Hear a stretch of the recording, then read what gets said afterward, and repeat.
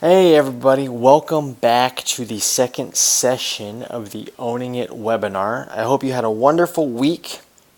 This week we're going to talk about your desired life and really start to identify what it is you want out of your life experience. What that's going to entail is a little bit of goal setting, and we're going to look at what it means to really start to put to place and build on the things we learned in session one.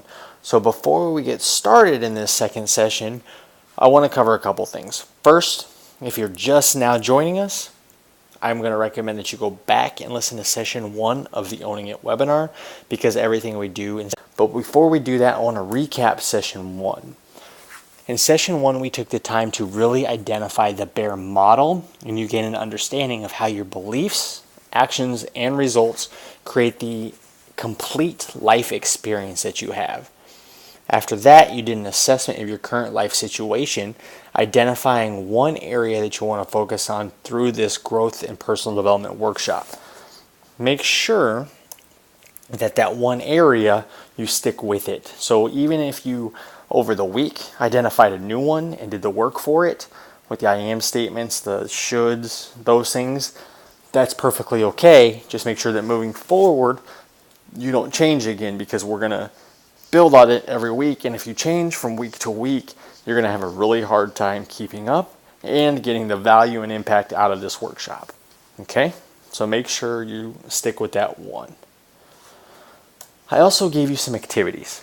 You did an awareness exercise. What I want to know is, why do you think it's so important to reflect on how you got to where you are in your life? Take a minute to think about that and give me a response in the box.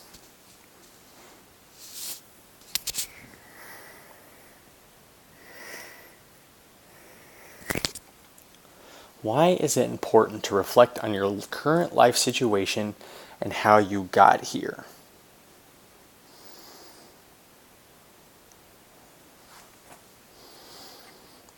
Yes, exactly. It allows you to really understand the actions and beliefs that you hold that are responsible for the results that you are getting in your life. And by reflecting on those things, you can start to decide if they serve you, if they're helping you get closer to what you want, or if they hinder you and are getting in your way. By recognizing them, we give ourselves the opportunity to change them. Very good. Thank you. The next thing I want to ask you is, why do you think it's important to recognize the self-talk that we have? So we talked about the I am statements and the shoulds. What does it do for you to recognize those?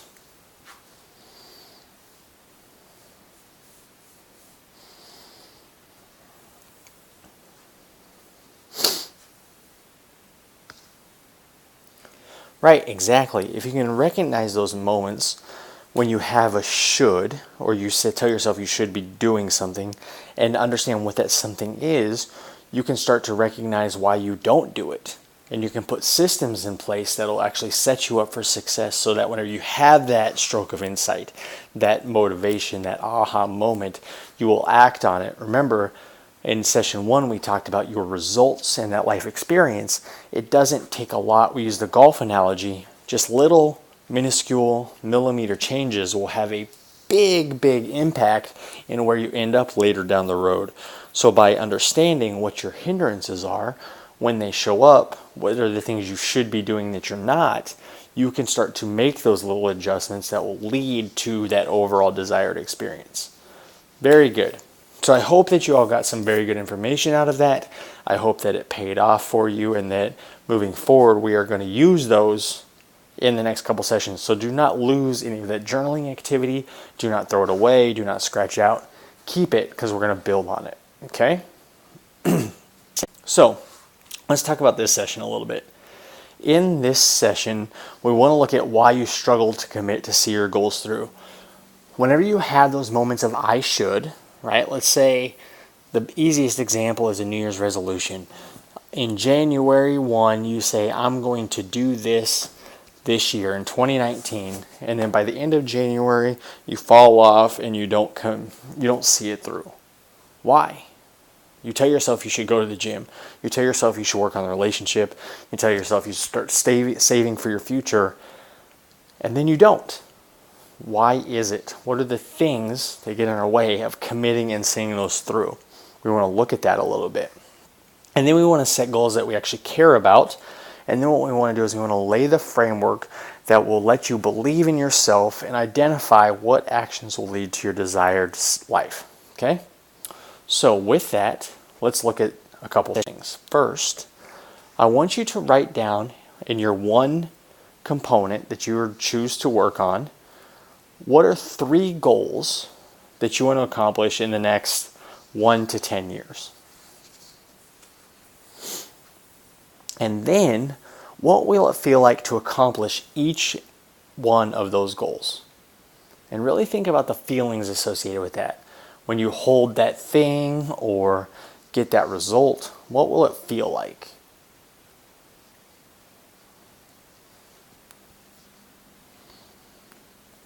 All right, so hang on to those, put them aside for a second. What I want to talk to you about is how we think goals work. We've been told over time that in order to stay attached to a goal, to accomplish it, we have to identify the end state, right? Either in a form of an achievement, lose the weight, get the job, get the relationship, in the form of an acquisition, get the money, acquire the car, acquire the house, or attention, get the award, be recognized for your work, whatever that is. Our goals are always very results oriented. They're attached to results.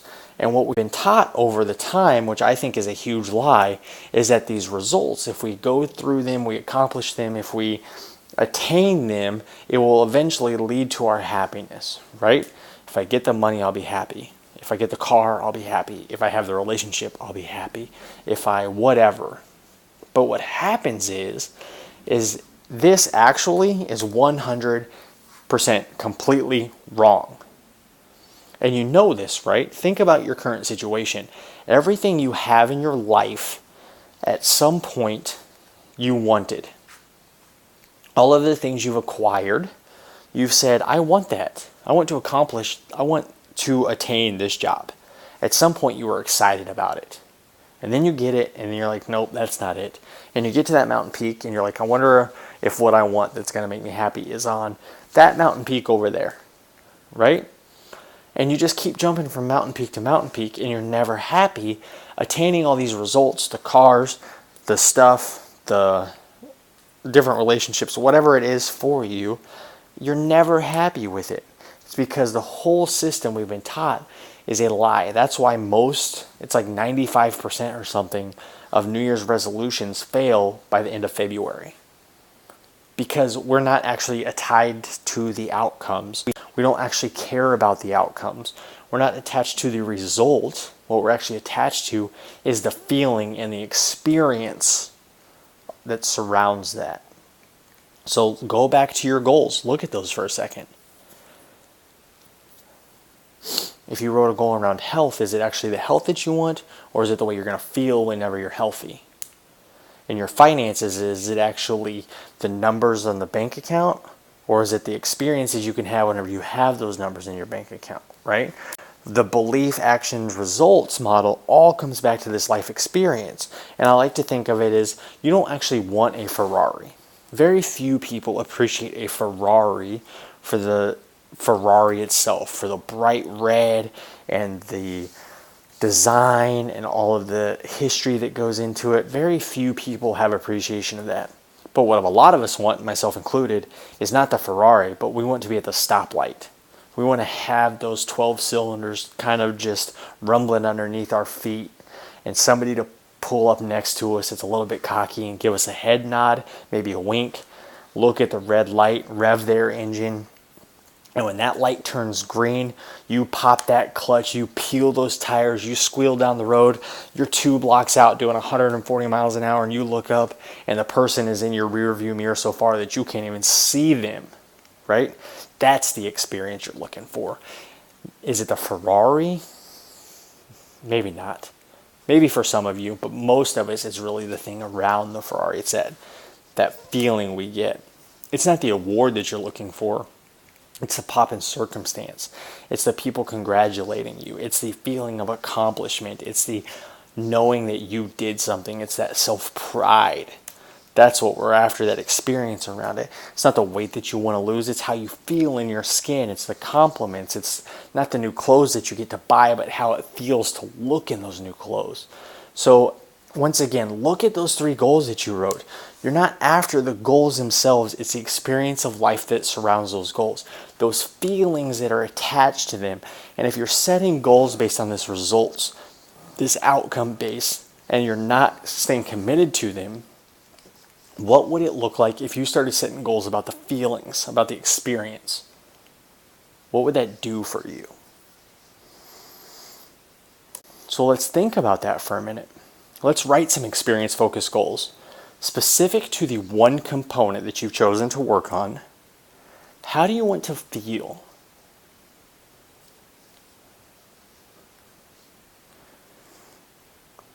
And then what I want you to do is write somewhere between 3 and 10 things outside of the goal you wrote. These can be results. What are these 3 to 10 things that will give you that feeling?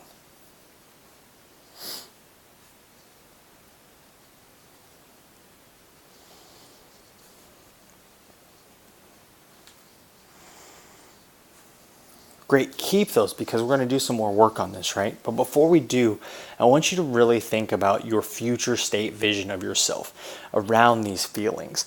And what that comes down to is how you really identify who you are. And I think one of the most important things that's overlooked, and it's starting to catch some momentum here in Western culture through coaching programs and things like that, is this I am statement, this self-identification. And I love this quote here. It says, I am, 2 of the most powerful words for what we put after them shape our reality. Right? I am statements are a bold declaration of who we are. It's the decisions you make and how you live your life. They serve as affirmations to yourself. They're the catalyst for the creative process, and they lead your subconscious. Think about it this way. You probably know somebody who identifies, whenever you talk to them, I am a runner. Right? Think about how they live their life. What type of clothes do they wear? If you see them on a Saturday going to Starbucks, they're in running shoes and tights and probably like a running long sleeve, maybe a hat, running goggles or glasses, right? Like, what are the things they talk about? They talk about the blogs they follow, the Facebook they follow, the Instagrams they follow. They're probably running related. This identification of I am a runner guides their life. And it's this feeling, this experience of being a runner, right? Like, I love running, and really it's not the running itself, it's kind of the life around it. It's the running clothes, it's the running community, it's the understanding other people's struggles with running, it's having my own roadblocks and seeing that I'm not alone. It's everything around that.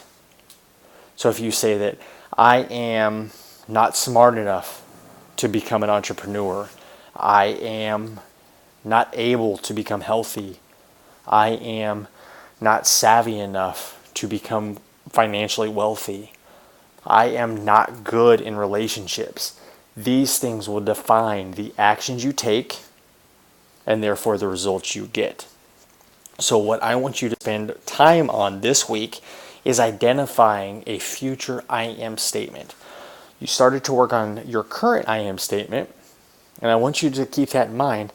But in 10 years from now, if I were to interview you after you've gone through all this self-work, you've put all this development in, you sit down, you're like, Brandon, everything's going great. I am what? Create that future I am statement. Something that will guide who you are. Something that will guide your desired life. Something that will guide your goals, your behaviors, your beliefs, and your results. Okay? So here's your activity for this week until we see each other next week. I want you to start owning this future life through this I am statement. I want you, 1, to continue journaling from week 1 and identify your shoulds. Identify the shoulds that pop up, when they show up, and what component they're attached to. Okay? But more importantly, this week is really build a future I am statement. Focus on how you want to feel when you reach, and I'm going to put in air quotes here, success. What is that feeling associated with it? Go back to those 3 to 10 things you wrote down earlier in this session. What are those feelings, those experiences you want to have in this life component? Focus on what would make you proud to tell others. I am what? Okay? Pick statements that evoke emotion and excitement in you just by saying them. And this is sometimes a little bit difficult.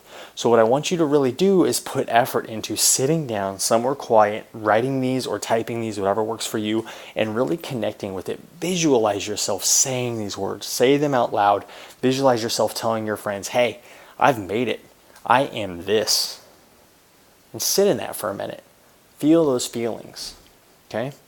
And then contemplate those life experiences around that. What would that look like? How would that feel? Does that make sense? Okay, so that's your assignment for this week, and I want you to take the time to do this. It could be done over a period of time. You might just sit down and knock it out in an hour or two in one sitting. That's completely up to you. Next week in session 3, we're going to carpe the diem. In one of my favorite movies, Out Cold, I believe the phrase is seize the carp. And if you haven't seen that, it's a horrifically wonderful snowboarding movie. So I would always recommend that. But what we're going to talk about next week, and get me back on track here, is how do we actually take the steps to develop this life experience, this I am statement, to put the things in place to accomplish the things we want to accomplish. All right? Perfect. So as always, if you have any questions, comments, thoughts, please do not hesitate to reach out to me. And until next time, have a wonderful week. Sessions 2, 3, and 4 will build on that. So if you have not already listened to it or taken it live, please do so. You can either register for the next one or just go back and watch the recording. Also want to, if you have not done so, please make sure you download, print either the participant guide or the slide deck, whichever one works best for you, so that you have that to work on. Okay? So today's session is actually going to be a little bit shorter than session 1 because it's really a lot of you doing the self-work. We started with the awareness piece. We're going to build on that, and we want to start identifying what it is we truly want. Okay?